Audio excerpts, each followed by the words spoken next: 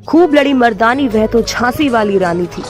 सन 1857 का समय था। अंग्रेज अपना आधिपत्य देश भर में जमाने को आतुर थे। उन्होंने झांसी के रानी लक्ष्मीबाई की भी पेशवाई खत्म कर दी थी और उन पर अनेक मनमानी शर्तें लगा दी थी। रानी ने 60,000 रुपए खर्च कर इंग्लैंड के बोर्ड ऑफ डायरेक्टर्स के समक्ष अपना पक्ष प्रस्तुत किया, लेकिन न्याय नहीं मिला। इतना ही नहीं, सर ह्यूज रोज विशाल सेना लेकर 22 मार्च 1858 को झांसी के निकट आ पहुंचा। चंदेरी पर कब्जा करके वह झांसी की ओर आक्रमण करने के लिए बढ़ा। अंग्रेजी सेना के आने से पूर्व ही रानी लक्ष्मीबाई ने झांसी के चारों ओर दूर दूर तक के सारे इलाकों को जनशून्य कर दिया था, ताकि अंग्रेजों को रसद नहीं मिल सके। आक्रमण से पूर्व लक्ष्मीबाई ने स्वयं विप्लवकारियों के विरुद्ध कमान संभाल ली थी तथा किले की दीवारों पर तोपें चढ़वा दी।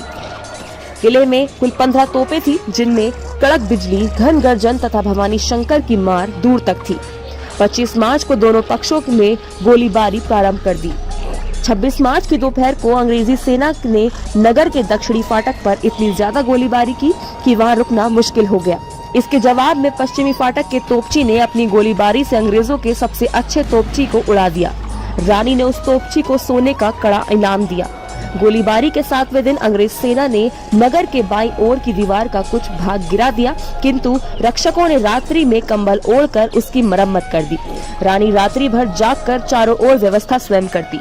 31 मार्च को झांसी की सहायता तात्या टोपे 20,000 सैनिकों के साथ पहुंच गए। सर ह्यूज रोज ने झांसी का घेरा उठाने के बजाय आधी फौज से उसका सामना किया। यदि तात्या डटकर सामना करते तो उनकी विजय निश्चित थी और अंग्रेजी सेना दो पाटों के बीच में फंस जाती, किंतु तात्या टोपे अधीर होकर मैदान छोड़ बैठे। अंग्रेजों को उसकी तोपें तथा युद्ध सामग्री और मिल गई। तात्या के आकर चले जाने से रानी की स्थिति अत्यधिक नाजुक हो गई, किंतु रानी तथा उसके साथियों का मनोबल नहीं गिरा। सर ह्यूज ने स्वयं लिखा है, रानी लक्ष्मीबाई के साथ झांसी की सैकड़ों स्त्रियां तोपखाने तथा शस्त्रागारों में आती जाती तथा काम कर रही थी। 3 अप्रैल को अंग्रेज सेना ने किले पर चारों ओर से हमला किया। रानी घोड़े पर सवार होकर सिपाहियों, सेना न्यायिकों व अन्य अधिकारियों के हौसले बढ़ाती हुई, इनमें इनाम जेवर बांटती हुई बिजली की तेजी से चारों ओर तेजी से आ जा रही थी। अंग्रेजों ने किले पर चढ़ने के लिए उत्तरी दीवार पर सीढ़ियां लगाई, किंतु उन पर चढ़ने वाले काट दिए गए। इसके बाद किसी विश्वासघाती ने दक्षिणी दरवाजे को खोलकर शत्रु सेना को किले में घुसाने दिया। इसी समय सदर दरवाजे की रक्षार्थ तैनात तोपची गुलाम गौस खां तथा खुदा बख्श मारे गए। अब किले के कमरे कमरे में तलवारों के युद्ध प्रारंभ हो गया। रानी के सैनिक शेरों की भांति लड़े। महल पर कब्जा हो जाने के 2 घंटे बाद तक युद्ध चलता रहा। झांसी वालों ने भागकर जान बचाने की नहीं सोची। विजेताओं ने चारों ओर लूट मचानी शुरू कर दी। रानी ने अपने सैनिकों से कहा, आप भागकर जान बचा ले, मैं गोली बारूद के ढेर पर बैठकर आग लगा दूंगी, मगर झांसी छोड़कर नहीं जाऊंगी। रानी के साथियों ने उनको समझाया कि स्वाधीनता युद्ध चालू रखने के लिए उनका जीवित रहना आवश्यक है। रात्रि के अंधकार में अपने दत्तक पुत्र दामोदर को पीठ पर बांधकर रानी मर्दाने वेश में कुछ अफगान सैनिकों के साथ घोड़े पर कालपी की ओर चली, लेकिन शत्रु सेना ने उनका पीछा किया। रानी के कुछ सैनिकों ने उनका रास्ता रोका ताकि वह जा पाए। रानी तेजी से गई और कालपी जाकर ही रुकी। उस समय नाना साहब का भतीजा राव साहब कालपी में था। कालपी का किला मजबूत था, युद्ध सामग्री तथा सेना भी पर्याप्त थी, किंतु योग्य नेतृत्व न था। रानी के कालपी पहुंचने पर सबको आशा हो गई थी। रानी संगठन, मोर्चा बंदी तथा व्यवस्था का महत्व समझती थी, किंतु राव साहब एक नारी का नेतृत्व स्वीकार करने को तत्पर नहीं थे। रानी कालपी में अंग्रेजों का सामना करने के पक्ष में थी, लेकिन राव साहब तथा तात्या के निर्णय के अनुसार कालपी से बढ़कर कांच में अंग्रेजों से लड़ा गया और उन्हें पराजित होकर वापस कालपी भागना पड़ा। 23 मार्च को अनेक युद्धों विद्रोहियों को कालपी भी छोड़कर जाना पड़ा। कालपी से पलायन के बाद राव ने ग्वालियर की ओर कूच किया। राव साहब तथा विद्रोहियों का मत था कि सिंधिया उनका स्वागत करेगा, किंतु उसने उन पर आक्रमण कर दिया। जब रानी तथा राव साहब की सेना ने सामना किया, तब सिंधिया के अधिकांश सैनिक अपने मालिक को छोड़कर उनके साथ हो गए। सिंधिया आगरा की ओर चले गए। इस प्रकार बिना रक्तपात के विद्रोहियों का ग्वालियर पर 1 जून से अधिकार हो गया। नगर में किसी भी प्रकार की लूटमार नहीं की गई। जो अधिकारी भागे नहीं थे उनको पुराने पदों पर रखा गया। सिंधिया के खजाने में से 19 लाख रुपए निकाले गए। उसने सैनिकों को वेतन तथा इनाम के रूप में 9 लाख, राव साहब की सेना को 7.5 लाख, नवाब बाटा को 60,000 तथा रानी लक्ष्मीबाई को 20,000 रुपए दिए गए। राव साहब ने 15,000 स्वर्ण मुद्राएं स्वयं रख ली। ग्वालियर पर विद्रोही के अधिकार से अंग्रेज अत्यधिक चकित हुए।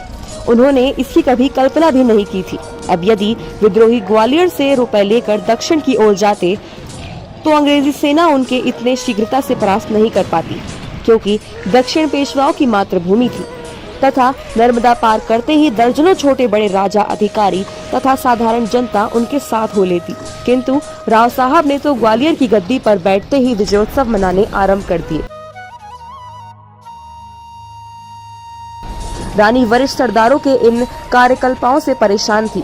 वह जानती थी कि सेनापति रोज ने गत 6 माह में नर्मदा से यमुना तक का प्रदेश पुनः जीत लिया है। वह शीघ्र ही हमला करेगा और ग्वालियर हाथ से निकल जाने पर विद्रोही के पैर सदैव के लिए उखड़ जाएंगे। ह्यूज रोज विलंब के नुकसान को जानता था, अतः उसने 6 जून को कालपी से कूच कर दिया तथा 16 जून को ग्वालियर के पास 5 मील दूर मुरार पहुंचा। वहां विद्रोही की सेना ने तात्या टोपे के सेनापतित्व में उसका सामना किया। विद्रोही सेना के पांव उखड़ गए। राव साहब घबरा गए। रानी लक्ष्मीबाई ने फिर एक बार सेना के नए जीवन का संचार किया।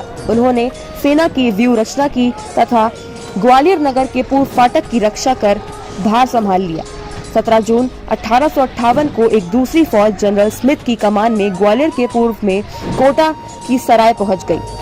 पड़ाव डालने से पूर्व ही पहाड़ी के सहारे रानी ने तोपें लगवा दी। शत्रु सेना को आक्रमण के लिए काठीबद्ध देखकर स्मिथ घबराया। उसकी सेना तथा शत्रु सेना की दूरी केवल 1500 गज थी। जैसे ही स्मिथ की सेना आगे बढ़ी, विद्रोही सेना की तोपें ने आग उगलनी शुरू कर दी। स्मिथ को रुकना पड़ा। उसने घुड़सवार तथा पैदल सैनिकों को आगे बढ़ाया, किंतु रानी के नेतृत्व में विद्रोही सेना ने इतनी भयंकर मारकाट मचाई कि अंग्रेज को 17 जून 1858 को पीछे हटना पड़ा। मर्दानी पोशाक में घोड़े पर सवार रानी ने पूरे रणक्षेत्र पर छाई रही तथा 20 शत्रु सैनिकों को उसकी तलवार के वार से यमलोक पहुंचा दिया। उनकी प्रिय सहेलियां काशी तथा मंदरा उनके साथ थी। 18 जून 1858 का दिन था। उस दिन पूर्वी मोर्चे पर जनरल स्मिथ की सहायता सर ह्यूज रोज ने भी की। प्रातः वह रण क्षेत्र पर अपनी सहेलियों के साथ थी। उस समय आसपास लगभग 500 सैनिक थे। इतने में ही आक्रमण की सूचना मिली। वह घोड़े पर चढ़ शत्रु सैनिकों की ओर लपकी। उनके मुंह में घोड़े की रास तथा दोनों हाथों में तलवारें थी। उनकी एक ओर काशी तथा दूसरी ओर मंदरा तलवारें चला रही थी। रानी की सेना कई भागों में शत्रु सेना के साथ भिड़ गई। उसके सैनिकों की संख्या निरंतर कम होती जा रही थी। वह शत्रु सेना को चीरती हुई आगे बढ़ रही थी। उनके सैनिक भी उनकी वीरता तथा निडरता से प्रभावित होकर शत्रुओं का संहार करने लगे। शत्रु सैनिक आधुनिकतम हथियारों से सुसज्जित थे तथा युद्ध विधा में प्रशिक्षित थे, जबकि रानी की सैनिकों में अधिकांश के पास पुराने हथियार थे। उनमें पेशेवर योद्धा कम तथा मातृभूमि के लिए जीवन की आहुति देने के इच्छुक व्यक्ति अधिक थे। ऐसे में 23 वर्षीय रानी कब तक सर ह्यूज रोज जैसे तपे हुए सेनापति से मुकाबला करती, जो कि गत 40 वर्षों में मिस्र से मुरार तक सैकड़ों युद्ध लड़ चुका था। व्यक्तिगत वीरता व साहस में रानी का कोई बराबरी नहीं कर सकता था, किंतु उसके सैनिक तथा साथी अनुभवहीन थे। कई घंटों तक भयंकर मारकाट हुई। अंत में रानी के सैनिकों के पैर उखड़ गए। शत्रु सैनिकों ने उन्हें चारों ओर से घेरना प्रारंभ कर दिया। उनके पास 15-20 घुड़सवार तथा दोनों सहेलियां ही रह गईं। उन्होंने घोड़े को सरपट दौड़ाया तथा शत्रु सेना को चीरकर अपनी सेना के मुख्य भाग की ओर दौड़ी। शत्रु सैनिक उनके पीछे लपके, किंतु वह तलवार से रास्ता बनाती बढ़ती चली। अचानक एक गोली उनकी सहेली मंदिरा को आके लगी तथा वह उसी समय मर गई।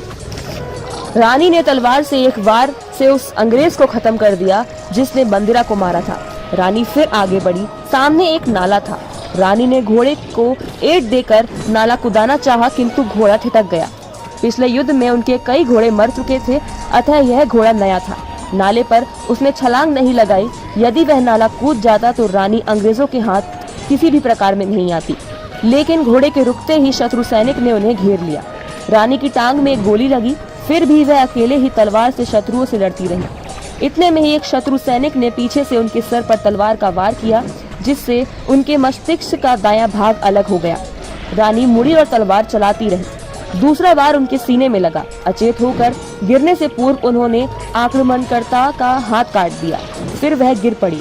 ऐसे गिरी कि सर ह्यूज रोज जैसे सेनापति ने उन्हें शत्रु पक्ष की सबसे योग्य तथा वीर योद्धा माना।